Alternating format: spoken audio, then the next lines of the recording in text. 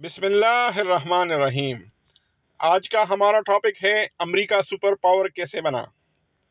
19ویں صدی کے اختتام پر اسپین کی وسیع و عریض سلطنت زوال پذیر تھی، کئی حصوں پر مرکز کا کنٹرول نہ ہونے کے برابر تھا۔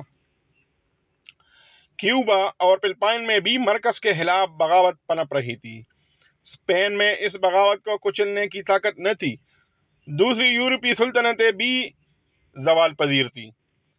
کئی علاقائی ممالک آپس میں دست و گریبانیں، بین الریاستی تنازعات ختم ہونے کا نام نہیں لے رہے تھے۔ مشرق بعید میں جاپان پہلے سے ہی بیرونی تنازعات اور اندرونی ریشہ دوانیوں کا شکار تھا۔ دوسری طرف امریکہ ایک منظم ملک کے طور پر استحکام حاصل کر چکا تھا۔ اس کی طاقت نوشت دیوار تھی۔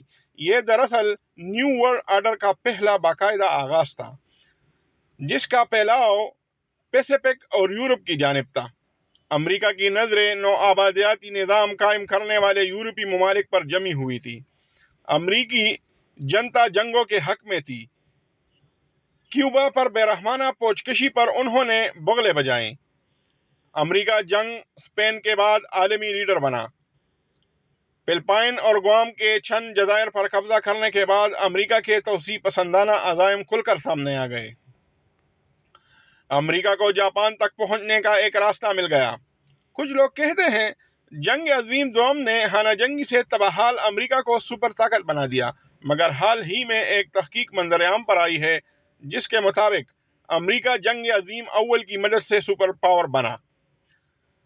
5 ماہ جاری رہنے والی امریکہ اسپین جنگ، زوال پذیر یورپی طاقت اسپین اور ابھرتی ہوئی طاقت امریکہ کے مابین ایک خونریز تصادم تھا، جس میں اسپین کی تباہی سے عالمی منظرنامہ بدل گیا اور امریکہ کئی ہزار میل تک اپنا تسلط قائم کرنے میں کامیاب ہوا۔ 15 فروری کو امریکہ کا بحری جہاز مین گہرے پانی میں ڈوب گیا۔ جہاز پر سوار 266 فوجی لقمہ اجل بنے۔ ہوانا میں تعینات امریکی سفیر نے جلدی پر تیل کا کام کیا۔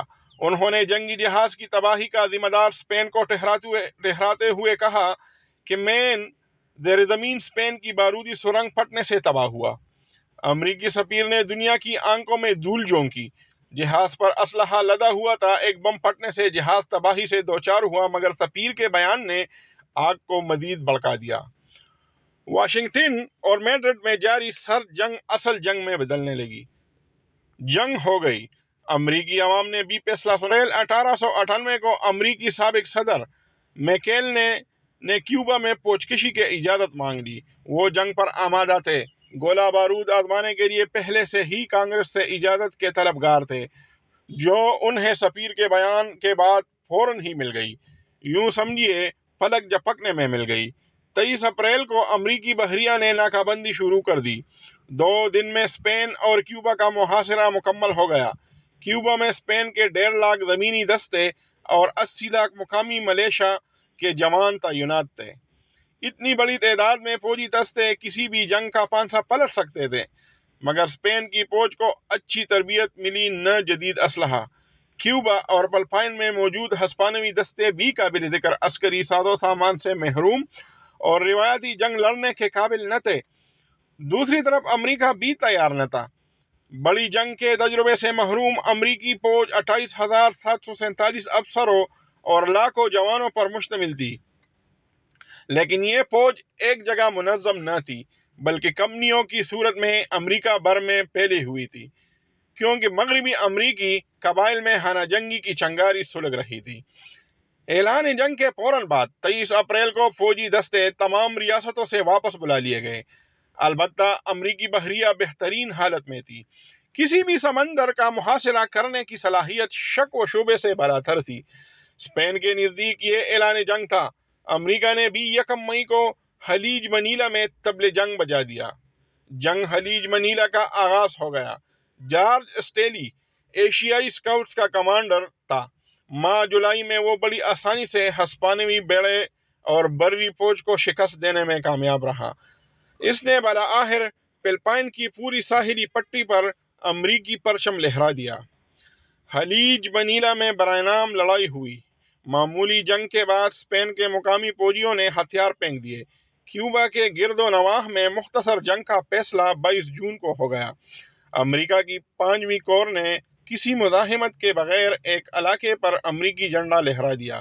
اگلا نشانہ گوانتانامو بے تھا۔ ان دنوں گوانتانامو بے جنگی قید خانہ کہلاتا ہے۔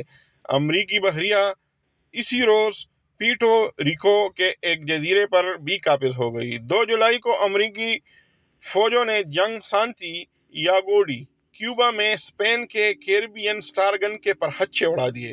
سان پیاگو میں ہسپانوی بری فوج نے امریکہ بحریہ کی خوفناک بمباری سے گھبرا کر 17 جولائی کو ہتھیار پھینک دیے۔ البتہ باقی حصوں میں جنگ جاری رہی۔ اسپین چاروں اطراف سے امریکی بحریہ کے گھیرے میں تھا۔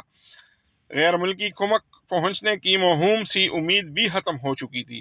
چنانچہ 18 جولائی کو مرکزی حکومت نے بھی امن اور مذاکرات کے خاطر گھٹنے ٹیک دیے۔ 12 اگست کو جنگ بندی ہوئی۔ امریکہ 3 ممالک پر قبضہ کر چکا تھا۔ وہ 1903 تک کیوبا پر قابض رہا۔ اگرچہ کیوبا کو امریکہ نے آزادی دے دی لیکن ظاہری معاملات میں امریکی مداخلت برقرار رہی۔ فلپائن اور گوام پر قبضے سے امریکہ جاپان کے ہمسائے پہنچ گیا۔ یوں وہ ایک بڑی سپر پاور بننے میں کامیاب ہو گیا اور یورپ میں اسپین کی طاقت کا سورج غروب ہو گیا۔ آج کے لیے اتنا ہی، ملتے ہیں نیکسٹ ویڈیو میں۔